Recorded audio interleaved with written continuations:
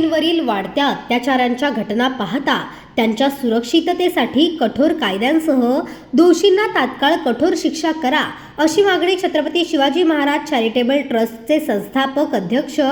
सोमनाथ पवार यांनी केली असून या मागणीसाठी मीरा रोड ते दिल्ली अशी कन्या सुरक्षा संघर्ष पदयात्रा सुरू करण्यात आली आहे। यावेळी मनसेचे शहर अध्यक्ष संदीप राणे, मराठी एकीकरण समिती लोक चळवळचे ॲडव्होकेट प्रदीप सामंत, आर भोसले, नवनाथ पवार, युवा सेनेचे जिल्हा अधिकारी दीपेश गावंड, शिक्षक, पालक, महिला, सामाजिक कार्यकर्ते, सामाजिक संस्था यांच्यासह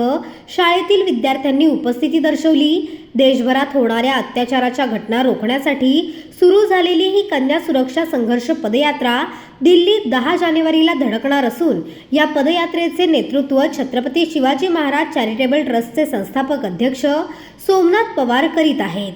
या कन्या सुरक्षा संघर्ष पदयात्रेचा मार्ग मीरा रोड, पेणकर पाडा, पालघर, वापी, सुरत, अहमदाबाद, उदयपूर, जयपूर, खाटू श्यामजी, गुरुग्राम, दिल्ली असा असून ही पदयात्रा पूर्ण करण्यासाठी तब्बल 40 दिवसांचा कालावधी आणि सुमारे 1371 किलोमीटरचे अंतर पार करावे लागणार आहे। याबाबत देशाचे पंतप्रधान नरेंद्र मोदी, गृहमंत्री अमित शहा, महाराष्ट्र, गुजरात, हरियाणा, राजस्थान या राज्यांच्या मुख्यमंत्र्यांना याबाबत ईमेलद्वारे निवेदन देत आपणही या निष्पाप मुलींवर, महिलांवर बलात्कार करीत असलेल्या नराधम गुन्हेगारांना तात्काळ कठोरात कठोर कारवाई करण्यासाठी, भविष्यातील अशा घटना रोखण्यासाठी केंद्र शासन व प्रत्येक राज्य शासनाने ठोस पावले उचलून अल्पवयीन मुलींवर बलात्कार करणाऱ्या नराधमांना 3 महिन्यांच्या आत फाशी द्यावी अशी प्रमुख मागणी करण्यात येत आहे। पवार पुढे म्हणाले की देशातील महिला सुरक्षेच्या चिंताजनक स्थितीकडे आपले लक्ष वेधतो, जिथे दररोज सुमारे 90 बलात्कारांच्या घटना नोंदवल्या जातात।